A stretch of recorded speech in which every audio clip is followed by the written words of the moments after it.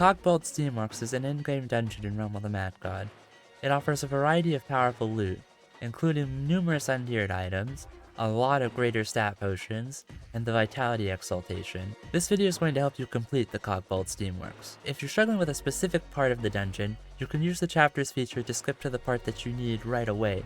Otherwise, stick around and enjoy the entire video, and subscribe if you haven't, because 95% of people who have watched my other videos weren't actually subscribed, and that's not very fun. That being said though, to get into the Kogbold Steamworks, you're going to need to find a Kogbold Expedition engine.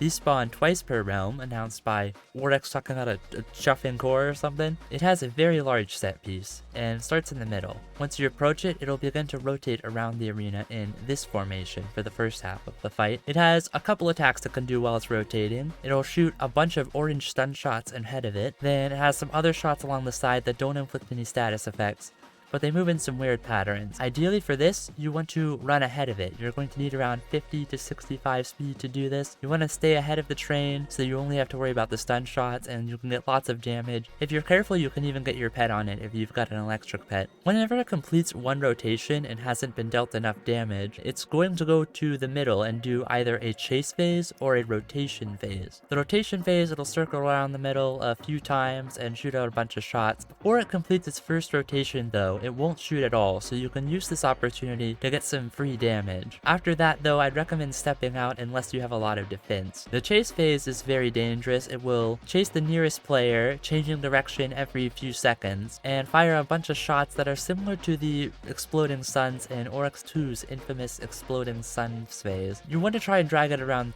in circles for this phase, because if it reaches the edges of the arena, it's going to bounce back and be very annoying. After it's done one of its little chase or rotation phases for long enough, it'll do another rotation around the full arena and then pick another phase until you've done about a third, maybe half its health.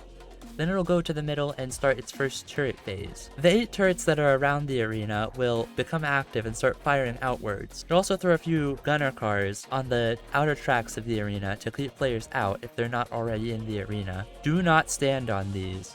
They are going to shoot out a bunch of shotguns outwards and also some red shots inwards. There's also going to be a large gunner car in the middle that will do one of two attacks. It will either shoot tentacles of white shots that are very easy to dodge, or it will shoot purple arrows while also throwing out golden armor-piercing range AoEs. The arrows are difficult. You're going to need to switch between 2 positions constantly to avoid taking substantial damage. After all the turrets have been cleared, it will begin another rotation phase. This time it'll use a different rotation. It will use all the outer tracks of the arena, but other than that, it's exactly the same as the first rotation phase. Then once it gets very low on health, it will go to the middle again for a second turret phase. This time, the middle gunner car is going to fire out a few lines of shots that will rotate, as well as the occasional purple burst of lines. So do not stand where the warning shots appear, because otherwise you're going to eat a large line of medium damage shots. If you have a lot of defense, you really don't have to worry for this phase. Once again, you're going to want to kill all the turrets. Once all the turrets are down, the train's going to move very slowly towards the outside of the arena, where you can then kill it. It will explode and drop 0 to 2 stat potions, rainbow, like any realm encounter, and a chance at the event white, which is the Kogbold multi-tool. This is a wakizashi that has 3 unique attacks. The Kogbold Steamworks is a little bit different from other dungeons. Instead of rooms until the boss, the Kogbold Steamworks will have 5 rooms, and then each of these rooms will be separated by a passage room. There's going to be a passage room between each room, if that makes sense, including the starting room and the boss room. If you find 2 rooms that are consecutively next to each other, then that's going to be a dead end and you can ignore it. However, all rooms and passages in the Steamworks are going to have a variety of traps. All turrets in the dungeon are affected by dungeon modifiers, so keep this in mind if you're going to be running with clean minions or dull minions. Those are the 2 most dangerous ones, though I suppose ferocious minions might also give you trouble. The Kogbold turret, which every few seconds will shoot out a line of shots. These do moderately high damage and ignore defense. Steam turrets, these are the most dangerous turret, will fire water or fire shots for quite some time before stopping for quite some time. The water shots do moderately high damage and don't armor pierce.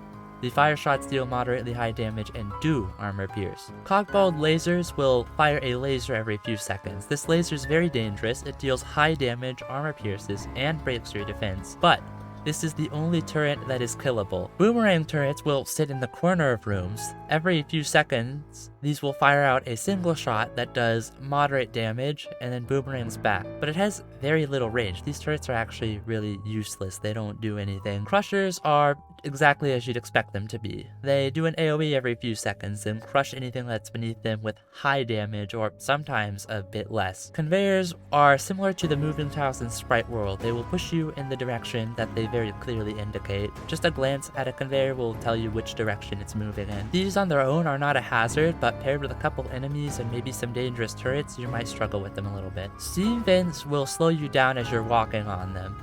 And if they happen to be red, they're also going to deal damage to you like any other hazard tile. Most vents that you see will alternate between being on and off, but some turrets will always be off and others will always be on. Now, as I said before, there are 5 rooms before the boss room, and every room is going to be separated by a passage room. There are 4 different types of passage rooms. 2 of them consist of only conveyor belts. One of them has a single direction going in the middle, and then other directions going out to the sides. The other one just has a bunch of random conveyors going in random directions. There isn't really any rhyme or reason to it. One passage room has a bunch of laser turrets in it. It also is the only passage room that turns in the middle. All the other ones move straight in one direction. The 4th passage room is very long and has a bunch of heat tiles in it that do not alternate, and some conveyors that push you towards these heat tiles. It's also the only passage room that has enemies in it by default, and sometimes it doesn't count as a passage room. It's possible, I haven't looked too deep into this, that it is an extension of other rooms, and it's probably just here to throw off it's sort of a pattern break. So don't be fooled. If you see this long room with heat tiles in it, it might be a passage, but it also might not. As for the rooms themselves, there are a variety of different room types, but they've all been predetermined. You're not going to find a random square room like you would in an undead lair, for example. The gear room, not to be confused with the cog room, is a large open room with 8 turrets that are shooting out of the middle. They're going to shoot to each side of the room, so as long as you're not crossing over these sides while the turrets are firing, it shouldn't be too much of an issue. There's also a few crushers in 4 of the corners. The heat square room has a massive rectangle of heat tiles in the middle that will alternate between being on and off. To the left and right of the square, there's also 2 lines of heat tiles that will alternate between on and off, and a few crushers on either side of the room. I'd recommend for this one to just take the corner of the heat square. Don't walk into the middle of it, because then you'll be kind of stranded once it starts heating. And it's only off for a few seconds at a time, and then it'll be on for a few seconds at a time. If you're caught on it while it's on, try not to move and you'll take less damage. The C room, one of the more common rooms, is a very small room. It's shaped like a C. It has 1 Kogbold turret and a few circles of heat tiles that are always active. The V room is shaped like an upside down V. It's one of the few rooms that has no traps in it whatsoever. The awful room, awful, is a huge room with steam turrets all along the sides, and of course steam turrets are the worst ones. All I can really say for this one is to take it very slow, drag enemies toward you, don't try to approach them. There's a few safe areas you can take, like for these walls on the top and bottom, you can hide behind those. Also, next to the walls, the turrets will never reach, unless you have dungeon modifiers. The TIE Fighter room has 4 corners with 2 steam turrets each, and then a middle room that has 4 steam turrets. There are some heat tiles in each of the corners as well that do 80 damage instead of the normal 55 that steam turrets normally do. You're going to want to also take this room slow, as you would with any room that has steam turrets. The top and bottom of the room will also have conveyors in them. Do not get caught off guard by steam turrets. They're the most dangerous type of turret by far. The heat lines room has 2 rectangles of heat tiles that will turn on in a pattern that forms lines. Think of this similar to the boulder room in the Cave of 1,000 Treasures. You can go into these little side safe areas to avoid the heat tiles, or you can just walk over them and tank them if you're willing. There's also going to be 2 directions you have to choose from, either up or down. In my experience, down is usually the dead end. One of these is always a dead end. So go up. On the top and bottom, there's a dangerous little turn with conveyor belts and heat tiles. Watch out for enemies in this area. Then on the right side of this room, there'll be another split. You want to go up or down. There are no traps on this side of the room though. It's sort of the buffer for the other side, the actual traps. The cog room, not to be confused with the gear room, is one of the biggest rooms in the dungeon. It's shaped like a cog, and there's no traps in it. However, on the bottom, you may find a breakable wall with a secret NPC inside that you can talk to, but he probably doesn't have much to say because he's dead. The nuke room is the most dangerous room in the dungeon, even when all the enemies are cleared out. There's rows of Kogbold turrets on both sides of the room that will create a tight pattern of shots that you'll have to weave between. Between each wave of shots, there's also a group of enemies that you'll have to deal with, so make sure to drag these out before you attempt to cross it fully. There are some conveyor belts underneath each of the waves of turrets, so watch out for those. They'll alternate between going one direction and going another direction, so be mindful of these. Maybe you can use them to your advantage as you wait for an opening. You may have to tank a few shots when you're going through this one though, but don't worry, they don't do that much and you can sit to regen on the other side. The Four Corners room has 4 corners similar to the TIE Fighter room, and each of these are connected by some conveyor belts. Each of the corners also has a bunch of crushers and occasionally boomerang turrets. Oh wow. But watch out for the crushers. There's also going to be some enemies in each of the corners, so don't let those hide behind the crushers and surprise you. Clear them out, and this room shouldn't give you much issue. The empty space room is a large open area mostly devoid of traps. There are a couple Kogbold turrets in it, as well as some walled off areas on the top and bottom. You can use the walls on the walled off areas to protect you from enemies that are in the middle. There are no enemies in the top and bottom areas that are walled off, but there are more boomerang traps. The laser loop room is a loop with lasers and crushers on either side, as well as crushers on the top and bottom. When you're going up, you're going to want to watch out for lasers that are pointed down. These could catch you off guard and kill you very quickly. These lasers, however, are not on the bottom as you're going down, so try to clear this room down if you ever see it. Take the lower path. They both lead to the same place because it's a loop. The final room I unfortunately don't have a name for. I know, it's terrible. You'll be running against a conveyor belt on this room while a bunch of Kogbold turrets are firing at you. Then you're going to be running with the turrets as they're firing behind you. I would recommend clinging to the walls because there are no Kogbold turrets along the walls of this room, so you won't have to worry about any of the Kogbold turrets if you hug the wall. These rooms sound dangerous enough on their own, but what really brings them to an 11 is the enemies inside, specifically the small enemies, strangely enough. High visibility Kogbolds will alternate between a powerful fire blast that ignores defense and a slightly less powerful water blast that does not ignore defense. The water blast will be fired up and down, and then the fire blast will be fired left and right. You can use this to your advantage if you need to rotate around it, but I would recommend to kill this from a safe distance. Kogbold welders fire 3 clusters of high damage armor piercing shots. The full shotgun will do over 1,000 damage to you, so don't go trying to tank it. You're going to want to drag this one away. There isn't really anything you can do, no strategy. It's just a shotgun of 3 clusters that you're going to want to avoid. The Kogbold Plumber Apprentice is slightly weaker. It has a shotgun of 6 armor piercing shots that do the same damage as the welders, but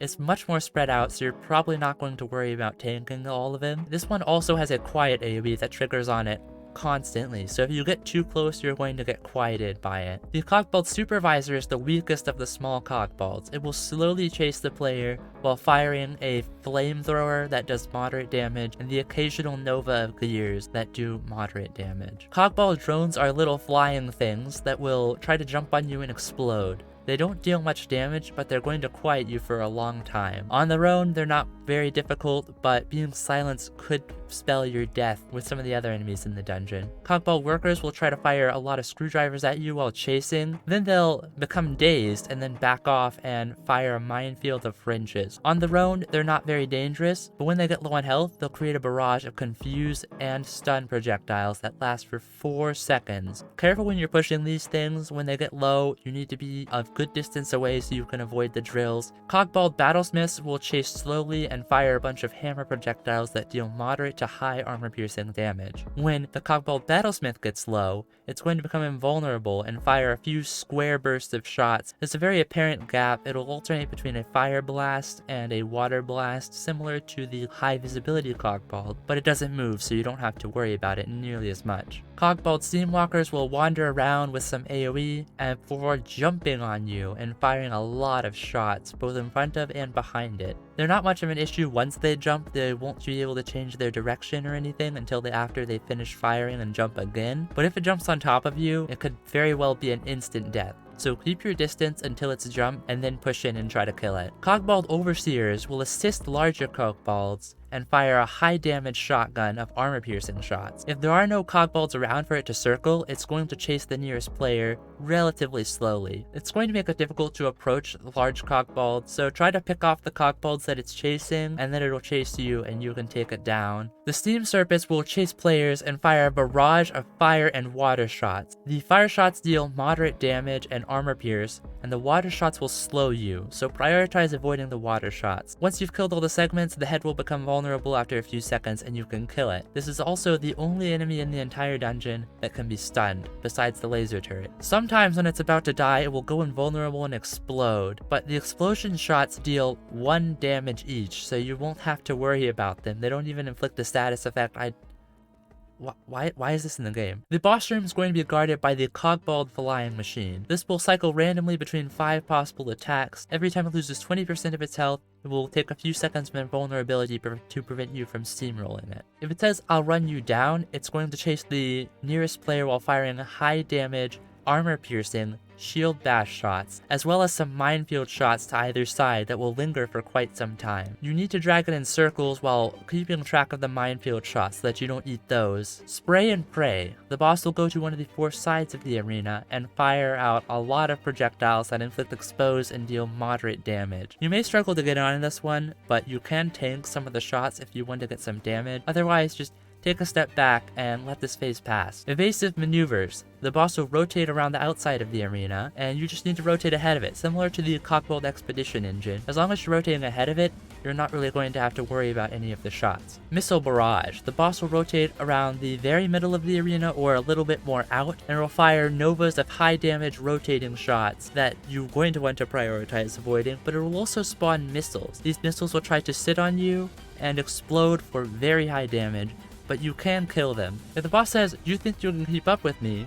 it's going to move to a random part of the wall and leave a trail of fire while also spraying out a ton of high damage projectiles. Then it'll pick a different wall and do the same thing. It'll keep doing this. It'll sometimes form triangles, but also sometimes it does its own thing that doesn't really make any sense at all. The fires linger for quite some time, so you might just want to step out and let this phase pass. It's extremely dangerous. If you want to push in though, you're going to want to rotate ahead of it and a little bit to the side. Once the Kogbold Flying Machine is dead, you'll be free to approach the core. The core will remain harmless in the center of the room until you begin to damage it, and then it'll begin its first phase, which is always wind up. This phase takes quite some time to begin, so you'll have a lot of time to see what's going on. There are 4 turrets in each of the corners that will occasionally fire a few armor piercing shots. Each of the sides has a conveyor that will push you outwards. The boss will be firing a large shotgun of high damage blue shots, and every few seconds it will fire a barrage of orange shots to 2 of the sides of the arena, and it'll rotate clockwise around with these barrages. In each of the corners there will also be a blue shield pylon that you need to kill to make the boss vulnerable. The main thing to watch out for this phase are the shotguns from the boss and the barrages from the boss. You can rotate clockwise around the barrages, and the shotgun will come out every 1.5 barrages, so keep this in mind when you're rotating. Once all the pylons are dead, the boss becomes vulnerable, and there's sort of an inner circle created by the outer turrets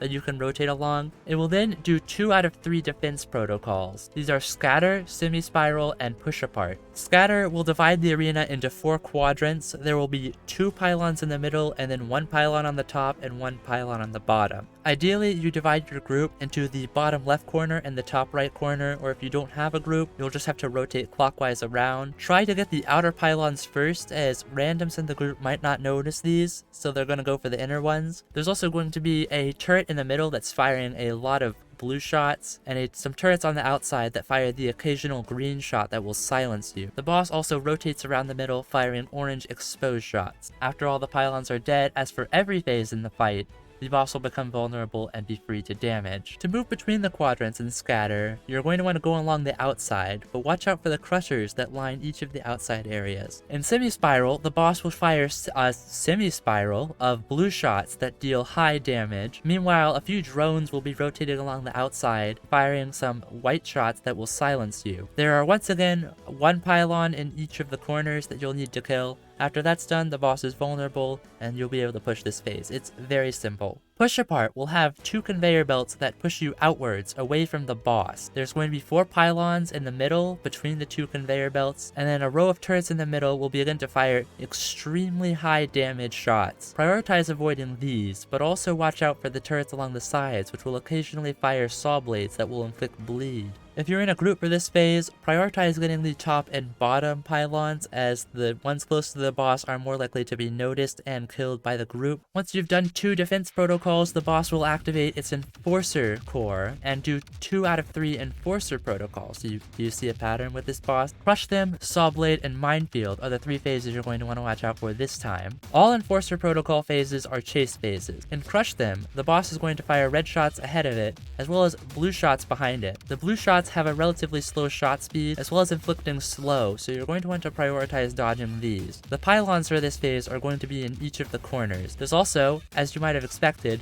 a bunch of crushers that will alternate in various places throughout the phase. After a while, the boss is going to move to the middle. The crushers will alternate from doing whatever they were doing before to doing circles of crushers that push outwards away from the boss. Meanwhile, the boss will be in the middle firing red shield bashes that will slow you down and blue shots that won't slow you. This is the best time to do damage during this phase, so try to push in if you've gotten all of the pylons, and if not, take this time to focus the pylons down. During Saw Blade, there will be 2 tracks of conveyor belts. The boss will chase you with a bunch of high damage saw blades, then some turrets along the top, bottom, and sides of the arena will occasionally fire rows of saw blades that you'll need to watch out for. The inner circle of conveyor belts is rotating clockwise, and the outer circle is rotating counterclockwise. You're going to want to try to drag the boss counterclockwise around the outer section of conveyors. There are 2 pylons along the outer conveyor belt and 2 pylons along the inner conveyor belt. Focus the inner ones first, since you're going to be dragging the boss on the outer conveyor belt, and once the boss is vulnerable, just ride the conveyor belts along. You're a little bit faster. Occasionally, the boss will stop to do a sort of tentacle of saw blades. The turrets along the sides and top and bottom of this phase are the most dangerous part, though. You should always prioritize avoiding this.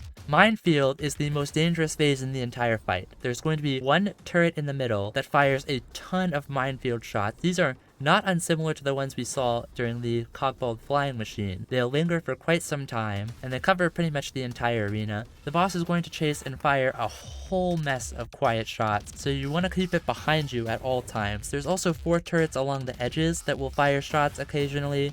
They don't do much damage, but they do guard each of the pylons, which are also in the 4 corners of the arena. After chasing for a little while, the boss will stop and fire a bunch of slower, quiet shots, and then it will begin chasing again. When it stops, you want to stop with it. You want to keep the boss behind you at all times during this phase. Otherwise, the drag could get a little out of hand, and it could mess you up pretty bad. Once you've done 2 of the 3 Enforcer protocols, the boss is going to deploy full power and become Ferris Kogbold Deity. Then it'll do 2 out of 3 Extermination protocols: Energy Storm, Draconic Fury, and Rip and Tear. During Energy Storm, everyone is going to be permanently slowed. There are 6 pylons this time that you need to get. 2 of them will be at the top, 2 of them will be at the bottom, and 2 will be on either side of the arena. The boss will bounce left and right across the top of the arena, occasionally firing a laser. There will be a drone on either side that bounce up and down and occasionally fire a laser. And then a row of turrets at the top will fire a lot of blue shots that do high damage but move relatively slowly. So there isn't much advice to give to this phase. You just need to find gaps in the blue shots. Do not get hit by the lasers. They have relatively large hitboxes and deal very high damage. If you're solo, you're going to want to start on one side of the arena and then work your way down across the bottom and then up the other side. If you're in a group, you're going to want to split in 2, start on the bottom, and then each group works their way up the respective side to meet at the boss, which is always at the top of the arena. During Draconic Fury, there's going to be a turret in the middle that fires a lot of high damage fireballs, as well as a few drones that rotate along the outside and fire a spiral of ground shots. Then then the boss itself is going to rotate around the arena relatively slowly and fire a bunch of exposed shots. It's very easy to get lined up by the drone spirals, but it's easy enough to dodge the fireballs from the middle, although these fireballs do deal the highest damage. The shots from the boss also expose, so you're going to want to prioritize dodging those. The 4 pylons that you want to focus for this phase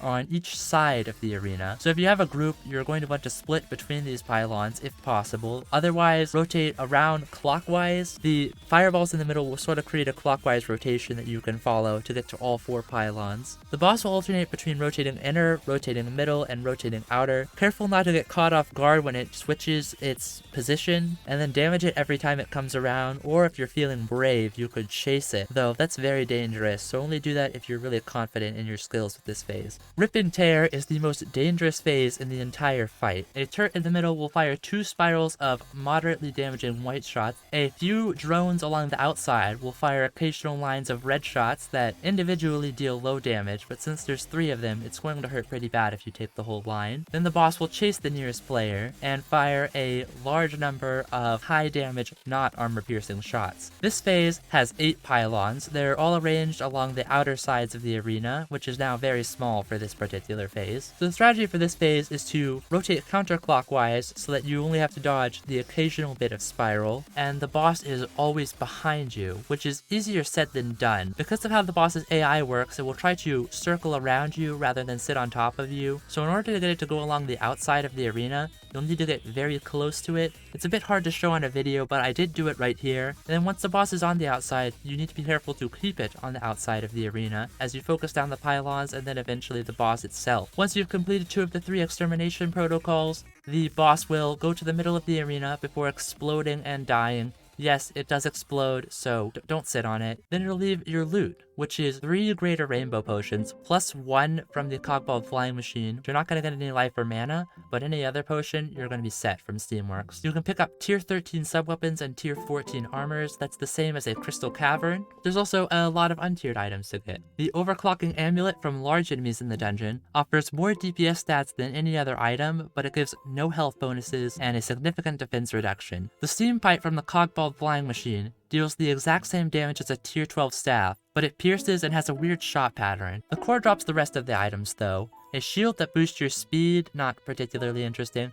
A scepter that weakens enemies. This is one of the only weakening items in the entire game, and weak is a very helpful effect. It will reduce the damage of any enemy by 10%, and almost nothing in the game is immune to it. A skull that triggers 3 blasts of damage, only the first blast will heal you though. A dagger that bleeds enemies and increases your dexterity as you use it. A wand that acts a lot like a spell blade. It has a leading shot that ignores defense, and then a secondary shot that pierces. But if you're lucky, you might get a Kogbold enhancement core. This will allow you to upgrade either the Doombow, the Void Blade, the Ancient Stone Sword, or Tezcatlipoca's Tail. All of these upgrades are very powerful, so be sure to choose carefully whenever you get the Kogbold enhancement core. And so now you've done it. You've completed the Kogbold Steamworks, you've gotten whatever items you wanted, or at the very least, you've gotten a Vitality Exaltation. But I hope this guide helps you to complete the Steamworks. Maybe you're able to solo it with the information. If you want advanced strategies, there are some resources out there. I'll try to link those in the description. I know Lumpian made a raid leading guide that has a lot of the strategies in it. But besides that, thank you for watching.